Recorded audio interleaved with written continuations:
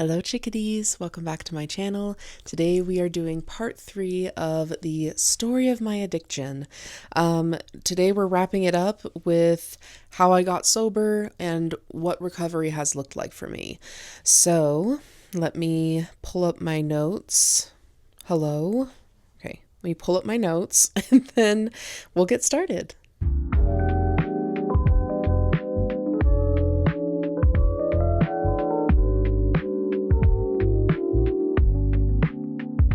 So in part 2, we left off where me and Ryan had gotten really abusive towards each other. And one night we were fighting, screaming, horrible fight.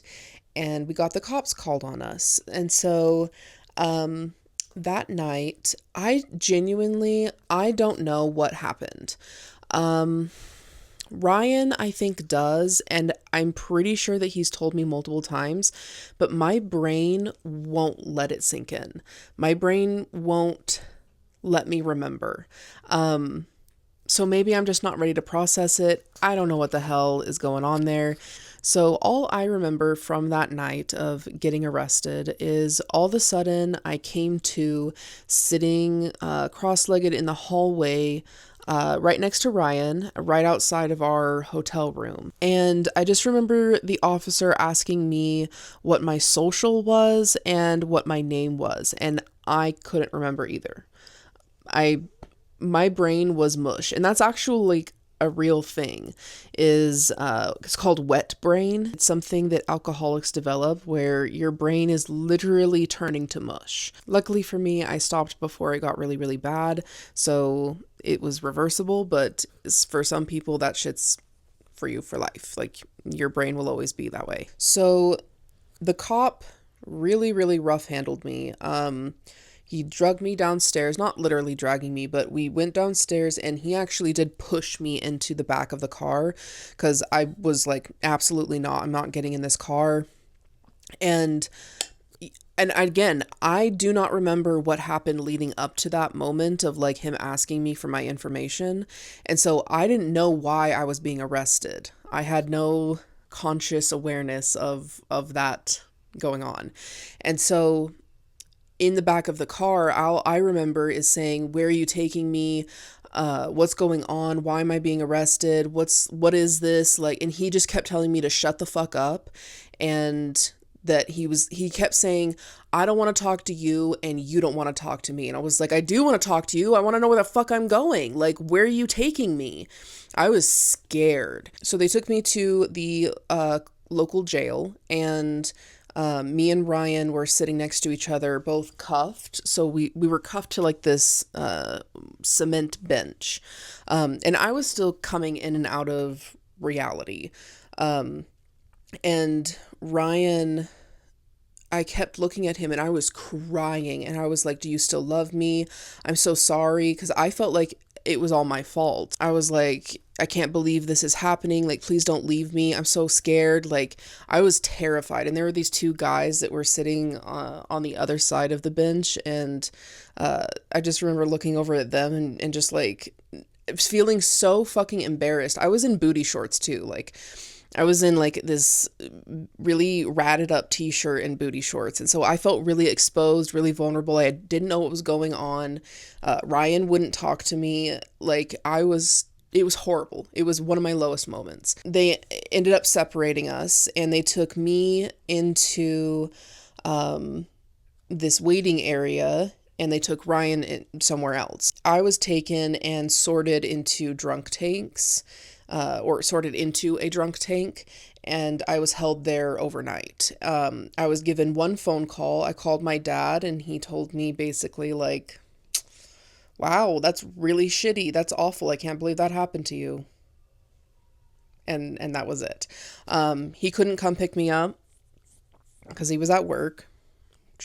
Understandable, but yeah, it sucked. I was completely alone. And so after they released me, they let me go, and I didn't have any shoes. They arrested me barefoot. So they gave me these little like piece of shit paper thin flip-flops. And they did give me some pants while I was there because I was freezing because everything's concrete and cold. And I wore inmate pants, and I walked all the way from the county jail to my parents' house. I did stop at the hotel and they refused to let me in at first, but I was like, please, like all of my personal belongings are up there. You can supervise it. Please just let me go up to the room and grab what I need to. And so they did. But we lost a lot of personal belongings because we weren't allowed back on the property. Like that was the last straw, which understandably so. After picking up my stuff, I walked to my parents' house and I just walked inside and knelt down at my mom's feet and I just started like weeping. And I was like, I need help. I don't know what to do. I'm like out of control. I can't change this on my own. It was going to jail and spending the night there and like blacking out so severely that I didn't know what was happening, filled me with so much, no word is going to come close to the shame and the guilt and the dark, deep, negative feelings that I was feeling. But it was my rock bottom. That was my rock bottom. And it's not like I hadn't blacked out before, but not knowing what led to somebody in a position of authority being involved, which triggered my CPTSD that was completely undiagnosed. It was enough. It was enough for me to want to change. So my dad came home early from work and he called a bunch of different rehab centers and like started researching that stuff. They all figured that out and we went and toured this place called Journey Healing Center. It's closed down now, but we went and we toured it, and my only experience with being in an inpatient facility was that mental institution that I was in when I tried to kill myself. And so in that experience, I mean, they lock you in, like the door, all the doors lock behind you in there. And so one of the first questions I asked when we got to Journey was, are you guys going to lock me in? And she laughed at first and she was like, oh, you're serious? She was like, no, we don't lock people in. You're an adult. You can leave if you want to. Like this, it's your choice to get sober. It's your choice to be here. And they were like, the typical stay is about 28 days. And I was like, okay, that's a really long time and that scares me, but maybe I can do it. And my thought process behind all of this was that I was going to go into rehab and get whatever help I needed, and that when I come out, I would be able to drink like a normal person. Again, no real concept of what addiction was and that I was an addict. The night before I checked in there, I went over to my friends and I spent the night there and we did drink a little bit and I said goodbye to them. I went back home and my parents took all of us out to dinner. The rest of my family had no idea that I was being checked into rehab later that day, because when I said goodbye to them at the end of the dinner, they were like, bye.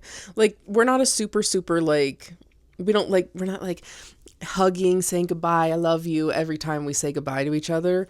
And so when I did that to all of my siblings, they were all like, what the fuck? They probably thought I was like wasted again. They took me from Chili's. That was my farewell meal. They took me from Chili's over to Journey, and I was so scared. I was so scared. There's cat hair all over me. But we checked in. I remember they were really upset because we checked in super late. It was like 9 p.m. by the time I got there. And the doctor had to still come visit me or give me like a rundown of like everything. They prescribed me a bunch of pills. I ended up, that whole experience being in rehab is like something that if you guys want a story time on, I can do. But it is what it is. It was rehab. And it was really fucking helpful. And I am so beyond grateful that I was able to go, because I truly don't know how or if I would have been sober, or if I would be sober now if I hadn't have gone. So it was extremely helpful. I did meet my sponsor there. I met her when they would have like people come in to tell their stories like I'm doing right now. And we would have like a mini in-house AA meeting, and I met my sponsor there, and she's amazing. She's still in recovery and she's a badass. The thing about rehab is that it's like a bubble, and you become very confident in your sobriety while you're there. And then the second that you're like, oh, I'm about to like be released into the real world, I'm about to face real life problems that I haven't had to deal with. And I did stay there for way longer than 28 days. I stayed there for 42 days. So I had been in there for quite some time. And I was nervous to get out of that bubble and face problems as a sober person. It was really intimidating for me, but I created a structured plan. I found a bunch of meetings. Like I was like, I've got a meeting for every single night of the week.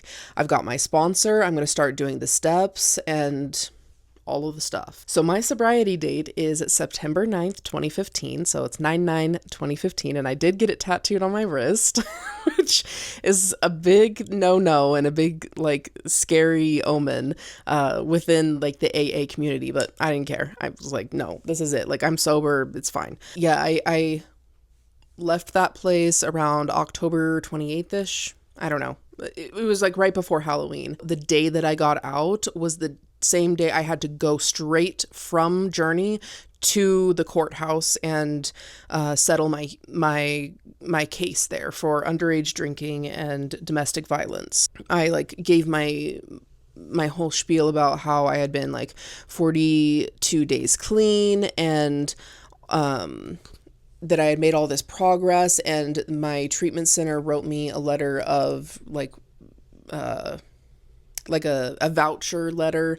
I don't know what it's called. I called my sponsor the day that I got out, and I immediately started working the steps with her. Part of the first step, I did have to call her every single day for 30 days. And then we started doing like the actual like real step work. And it took me 9 months to get through all 12 steps, and then I started sponsoring people. That didn't really stick, mostly because I wasn't finding people that wanted it bad enough. Like, and there were some people that would become my sponsor and then they would find somebody else that they connected with more, which was totally fine. But yeah, I mean, I was integrating myself into it as much as I could, but in all of it, I felt alone. Like, I wanted that sense of community that I had in the treatment center. Those people were around me all the time. We had stuff to talk about. We were forced to talk. Like, it was easy for me to socialize because I was in the position where I had to socialize. Going to meetings and putting myself out there and like chairing meetings and like doing all of the things, it was something that like I felt like was enough. But I'm telling you, it felt like nobody cared. Like nobody cared to like talk to me. Nobody cared to be my friend outside of the meetings. And so I was completely alone. It felt like I was just going, and like I was this stupid little kid that nobody wanted to know. Like, it was such a horrible experience. And I kept trying to like explain it to my sponsor, but she was like, if you were to compare, like the popular kid at school, everybody wanted to be around her all the time. And so it made me feel like, what am I doing wrong? Like, why can't I have that? Why, maybe not the same people, but why can't I have my specific group of people that are like really awesome and loving and whatever? And so that was really fucking hard for me. I didn't feel connected. I had that lack of community that is really important in sobriety. So once I hit a year sober, I actually applied to work at the treatment center that I got sober in. And I got accepted and I started working there. So I worked there for a long time, and it ended up really bad.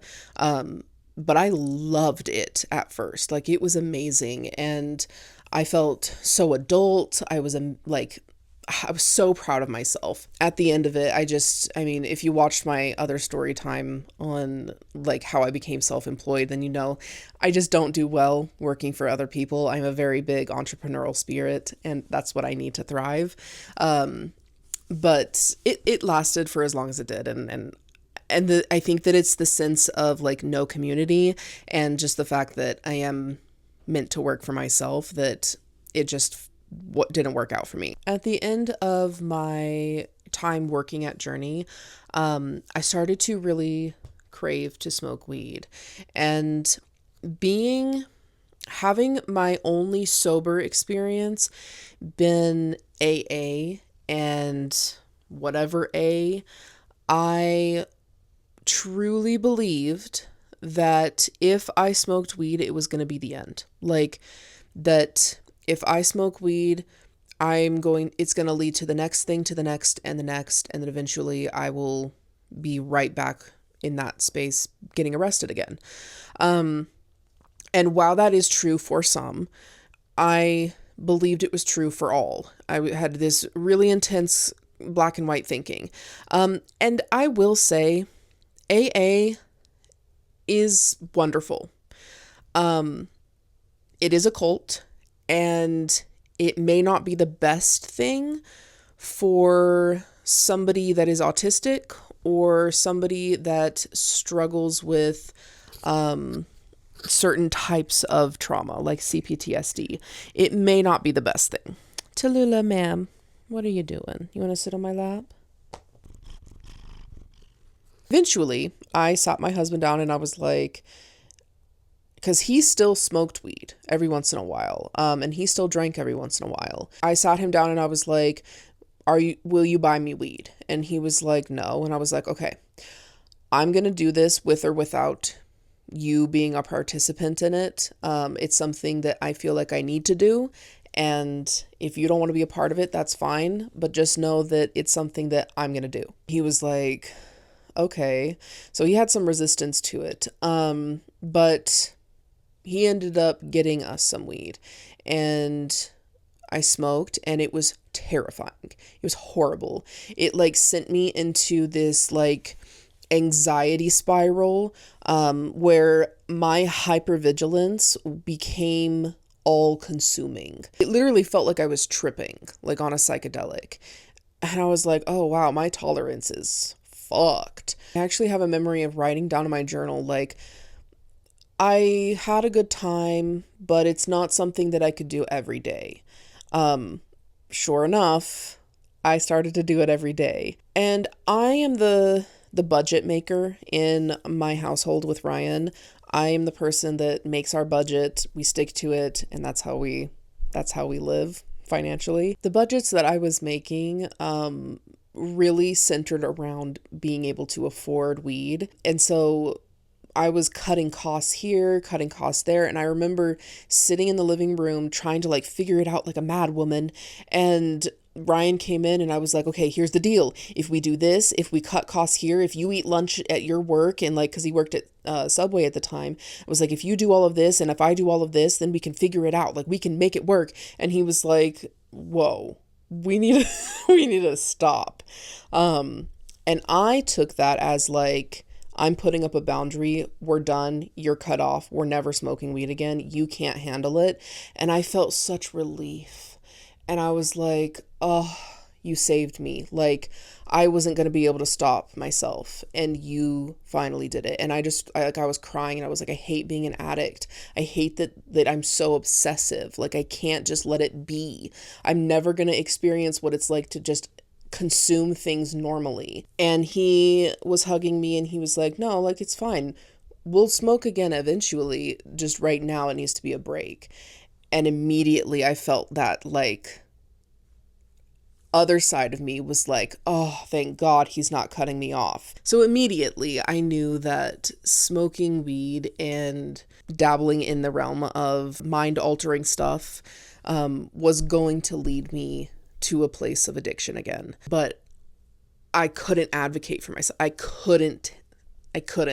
So eventually, within this path of smoking weed and exploring my connection with mother marijuana and all that stuff, I did shrooms with my sibling, and I did them twice. Once, amazing. Felt like I was rolling. We had the best trip ever.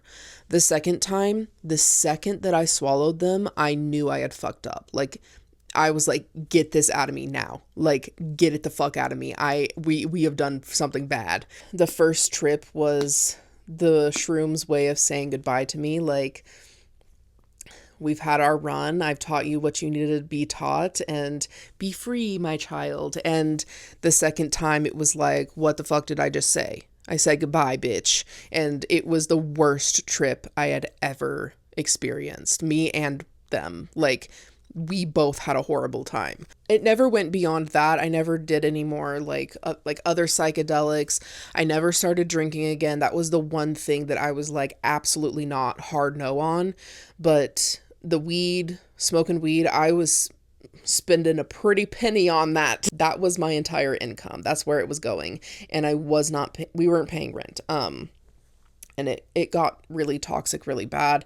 I was in a constant cycle of like, I can't be happy. I can't have a good time unless I'm smoking weed. It made me smoke cigarettes more. It enhanced all of the negative things in my life. So yeah, I mean, it was a pretty bad situation, wrapped up in this really toxic cycle, and I just couldn't get out. And there were plenty of times that I wanted to quit smoking weed. And we smoked weed for years, and nothing got better.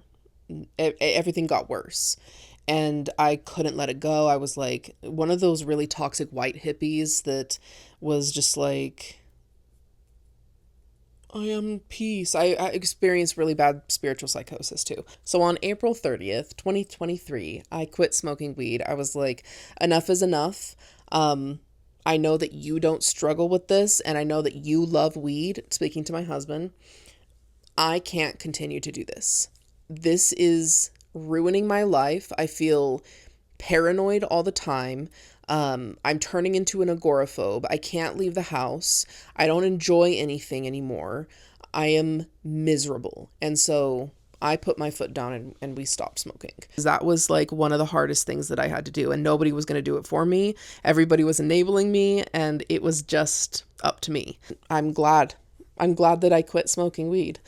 I still consider September 9th, 2015 my sobriety date, and I'm sure that if this ever reaches the rooms of people that have been in sobriety, that there will be some controversy there.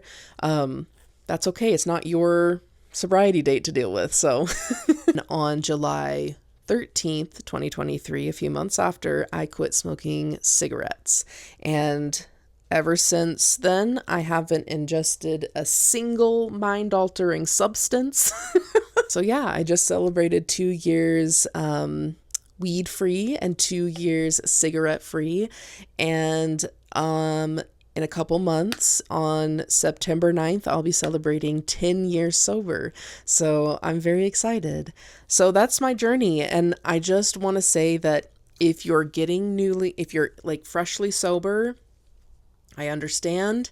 It can look how it looks for you. It doesn't have to look like how everybody else around you is getting sober. And I will say with that, maybe you shouldn't make decisions for yourself for the first year. But after that, I mean, take suggestions, take what resonates, and leave the rest, because that's what's going to serve you the most. That's my addiction story. Thank you guys so much for watching all of this, and I hope that you gained something from it, or learned something, or give yourself more compassion because of my fuck ups. Like, I love you guys, and I appreciate you so much for being here along this journey with me and watching this story time. So I hope you have a wonderful rest of your day. I'll see you later. Bye.